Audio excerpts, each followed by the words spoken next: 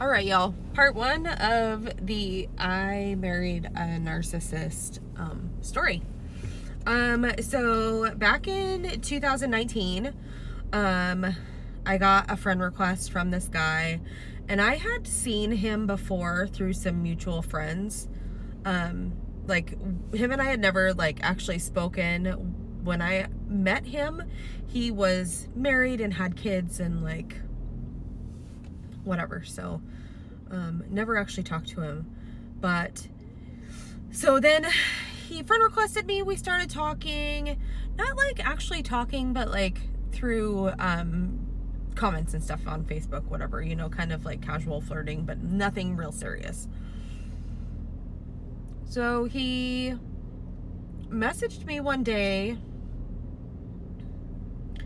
and asked about going to church with me, because I was faithful about going to church. I went every Sunday, and he had asked me about it. So I said, sure.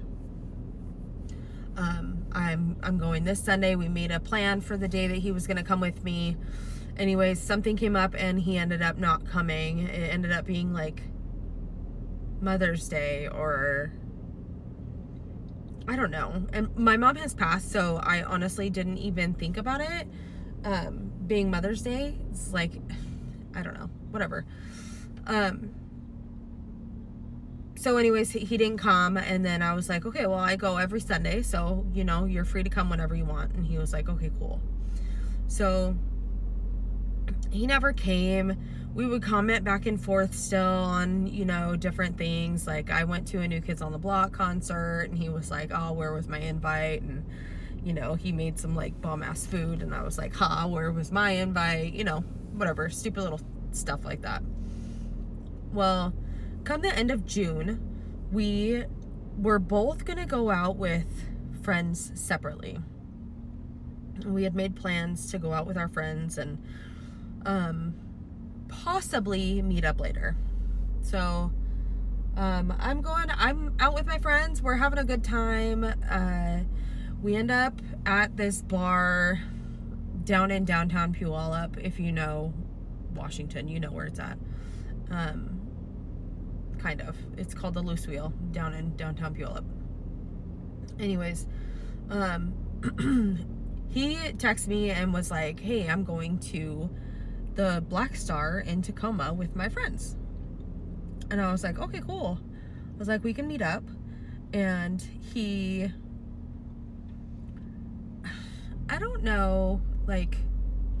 Anyways, we got a lift and we booked it out there. Well, we got there, they weren't there yet, which in hindsight was really weird because they were really close. Because we went closer to where they live. Anyways, all of these things that I think of now that I'm like, that should have been a red flag. But it's fine. It's fine. Hindsight is always 20/20, right? So anyways, so we go out there. We get there before them, and there's some guys at the bar, and they offer to buy us drinks, and we're like, yeah, let's do it. Well, my girlfriend's husband calls in the meantime, and can tell by her voice that she is inebriated, and he's like, nah, I'm coming to get you. So he picked her up. She went home. Well, I proceeded to hang out with the guy at the bar. Right? Who else am I going to hang out with? I'm there by myself, right? Okay, so I'm hanging out, and they show up. I didn't even really see them come in. The guy walked up behind me, right? And his name was Pete. I'm not changing names or anything because he is who he is. I do not care.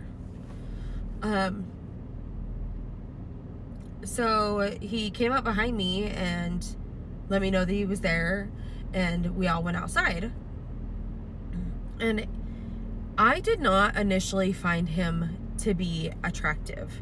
What I found appealing about him was his sense of humor and his ability to start a conversation from nothing. This guy was so charismatic and so smooth. It was crazy. Anyways, so we're standing there talking, and he's got dimples, okay? I'm a sucker for a dimple. It is what it is. So he's got these dimples, and he's like standing there, and it's just me, him, and his best friend all hanging out in the back. And he's like, texts me from right in front of me and is like, "You're trouble." And I just kind of laughed, like, I don't know what he means, but okay. And then he's like, "I like you." Of course I'm flattered. I've been drinking. I have drank way too much at this point. It's probably close to closing time. Honestly, I have no idea what time it is. It is what it is. So anyways, we hang out for a bit, and then I remember getting into a Lyft to go home. And then I remember talking to him because he wanted to come over, and I was agreeable and gave him my address, and he was coming over, right? So he came over, he spent the night. The next morning, I'm woken up to him at like 7:30 in the morning, to him saying, "I'll talk to you later, babe." And he called me babe, which I thought was kind of weird, but then I was just like, "Ma, it's cute, you know, maybe he's just like that." He kind of gives the persona of a guy that's like been hurt and just wants to find love, right? So I'm like, cool, whatever. So then he texts me later that day, and he's like, "Hey, you know, I really hope, or I had a good time last night. I really hope that wasn't just a one-time thing." And I was like, I would love for it to not be, because I was trying not to do the one-night stand thing myself anymore. And you know, I had fun with that in my late 20s, early 30s. It is what it is. So yeah. So then we hang out. I want to say that we probably hung out every week. We would hang out when he didn't have his kids. He had his kids like 50% of the time. So he would come over and he would stay with me when he didn't have his kids.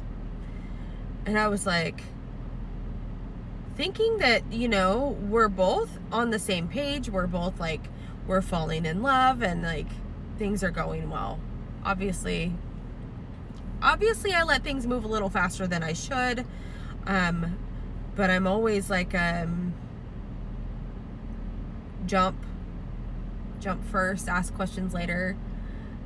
And I've been kind of guarded, because I've been burned by that so many times. But then I'm like, as soon as I let my guard down, I just go too fast. I gotta fix that. Admittedly, I need to fix that. So yeah. So things are going pretty quick. He's staying with me every weekend. He went to, he took me to Pike Place Market and got me a bouquet of flowers, and like we had a really good date. Like that was our first official date, and it was like sometime in July. I can't remember when, but sometime in July. And he was spending the night with me that night. So he started acting kind of weird. Like, we had gotten home, it was nighttime, it was time for bed, and he's kind of getting quiet. And I'm like, I don't understand what his deal is. Like, we had a really good day, we came home, put the flowers in a vase, like, it was a really good day. So I really just could not understand why he was being so quiet. And I know that he's been through a lot, so I'm thinking maybe that's why. Maybe I don't know, maybe he's like being reserved because he's trying not to get hurt, or I don't know, any number of things. And I am just like excusing it away in my own head, right? Like, he's being quiet for a reason. He's not. Manipulation was nowhere in the realm of possibility in my brain.